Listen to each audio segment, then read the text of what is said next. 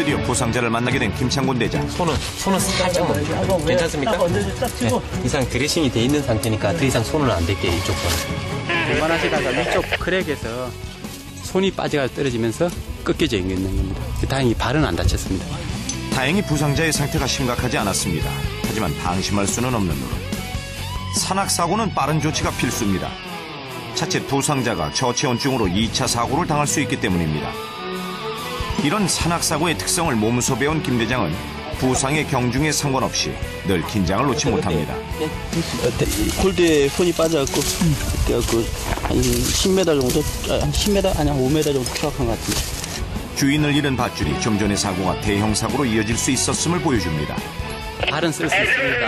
이렇게 발을 딛고 홀링 짐 끌어듯이 그렇게 끌어가지고 여기서 지금 헬기 지원을 받아가지고 병원으로 이송할 예정입니다. 이제 부상자를 안전한 곳으로 이동시키는 일만 남았습니다.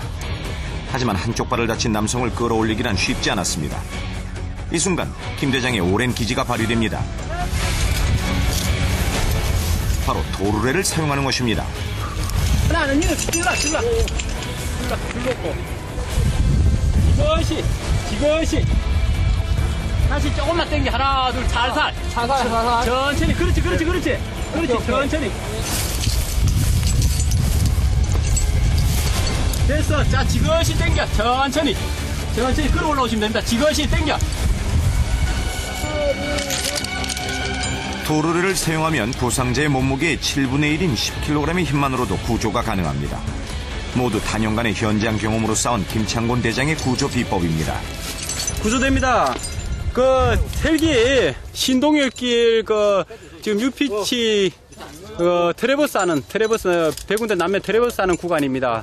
그쪽으로 헬기 지원. 이거 똑같은 생겼습니다. 자, 어떤 식으로 하면 여기. 저기 김창곤 대장님 만나니까 반갑더라고요. 아니, 너무 하여튼 감사하더라고요. 저 때문에 번거롭게 몇 명, 이게 지금 벌써 한 분, 두 분, 세 분, 네 분 다 한 6명 이렇게 고생하시니까 제가 좀 미안하죠. 부상자가 잠시 숨을 고르는 사이 김 대장의 손길은 여전히 분주합니다. 헬기 작업할 때 여기 턱 부분에서 능선상에서 작업을 하기 때문에 혹시 바람으로 인해 가지고 추락할지 모르니까 안전 로프를 깔아 가지고 딱 확보물을 설치를 해놔야 합니다. 구조가 완전히 끝날 때까지 한시도 마음을 놓을 수 없는 김 대장. 그런데 이때 그렇게 이동하지는 못할 것 같죠? 단가해가지고 이동하더라도 단가로 이동해야 될 것 같은데 지금 자리를 좀 불가합니다 이상. 100군데서 밑에 하단 부분 정확히 거기에 지금 환자들이 계십니다. 응급은 아니죠? 응급상은 아닙니다. 구조는 판단의 연속입니다. 그 판단의 차이에 따라 죽고 사는 경우도 많이 있습니다. 업어내리기 슬링 있지? 그러면 바로 일단은 환자 상태가 심각하면 있다 이가 유문으로. 선생님 그러면 전화가 안 되면 우리가 구조대에 놔둘게요. 알투입니다. 대원들 이점이 이명이 글로 이동하니까 대원들 이명해가지고 위문 쪽으로 올려놓으십시오. 위문. 구조가 해결되기도 전 발생한 또 다른 사고. 당황할 만도 한데 김 대장은 침착함을 잃지 않습니다. 늘 예상 밖에서 일하는 것이 그의 일상이자 삶이기 때문입니다.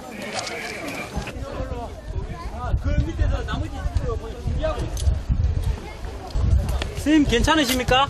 배가 계속 아프십니까? 혹시 지병이 있으십니까? 당뇨나 고혈압. 뭘 드셨습니까? 점심때? 많이 춥습니까? 차네. 차네. 손이 찹니다. 예. 환자 상태는 생명에는 지장이 없고 복통으로 인해 가지고 움직이지를 못하시네. 전혀. 예. 그냥 빨리 병원에 가가지고 의사한테 진찰을 받으셔야 될 것 같습니다. 예.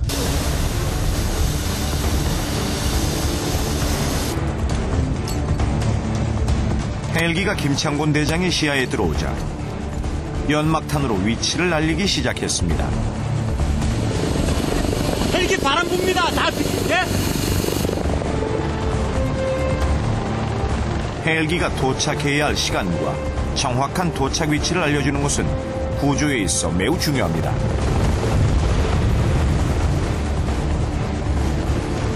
부상자 이송을 위해 119 구조대원이 헬기에서 내려와 돕습니다. 제일 먼저 복통 환자를 올리기로 결정했습니다. 복통! 구조대 헬기는 들것을 이용해 부상자를 모두 3명까지 후송할 수 있습니다.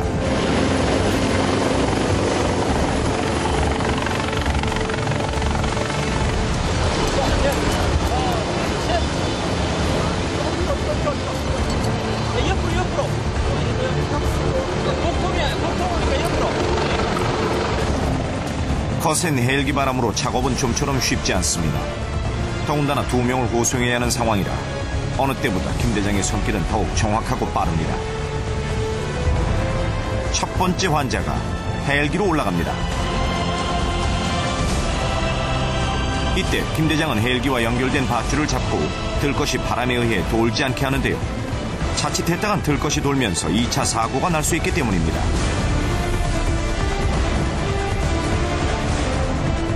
곧바로 추락으로 인해 팔을 다친 환자 이송 작업이 이어졌습니다. 이번엔 들것이 아닌 119 대원과 함께 올라가는 작업입니다. 마지막 환자가 헬기로 이송되는 순간 주인공은 그들에게서 눈을 떼지 못합니다.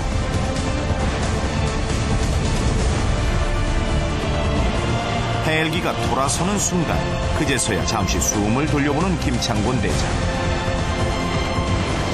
몸이 날릴 정도로 큰 바람이 많이 붑니다. 주변 사람들 통제해야 되고 또 발목, 복통 환자는 들것을 작업하고 또 한 사람은 그 시트로 해가지고 올리기 때문에 또 2차 사고에 대비해가지고 신경이 많이 쓰이는 부분이고 안전해가지고 구성해가지고 정말 다행입니다.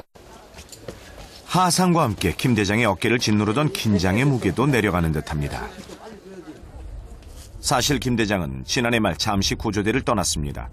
하지만 그 외도도 잠시 그는 다시 구조대장이 됐습니다. 저는 젊었을 때부터 체질 자체가 좀 남 도와주는 게 참 좋대요. 이제 그 경찰 구조대 올라고 경찰 이제 순경으로 해가지고 지원을 하게 됐습니다. 96년에 경찰이 된 후 비로소 2003년에 구조 업무를 맡게 된 김창곤 대장. 하지만 생명을 다루는 현실은 냉혹 그 자체였습니다. 이건 내가 할 일이구나. 정말 재밌구나. 이제 참 진짜 장밋빛만 생각을 했습니다. 그런데 이제 그 생각은 불과 며칠 뒤에 좌절로 바뀌었습니다. 지상에서 95m 암벽에 매달린 부상자를 단순히 힘만 믿고 업고 내려왔던 것입니다. 그분이 그때가 80kg 넘었습니다. 근데 그냥 진짜 말 그대로 어설픈 구조지식으로 업고 내려오는데 아이고 진짜 말 그대로 허리 부러지는 줄 알았습니다. 이게 아니구나. 구조 업무에 대한 지식이 없는 거지. 등반만 할 줄 알았지. 결국 기초부터 다시 배우기로 마음먹은 김창곤 대장. 당시 암벽계의 전설로 통하는 한중희 대장을 찾아 3년간 관할 내 모든 루트를 섭렵하기 시작했습니다. 발로 뛰면서 몸으로 느껴보여야 된다고 생각합니다. 자료를 적어가지고 사건 일지로 해가지고 잘된 문제점을 분석을 하는 겁니다. 이제 분석이 되면 이제 이걸 다음날 퇴근 안 하고 가서 그 현장에 가서 다시 재시도해가지고 시스템을 완성하는 겁니다. 구조는 단순히 등반만 잘하면 되는 것이 아니기에 그는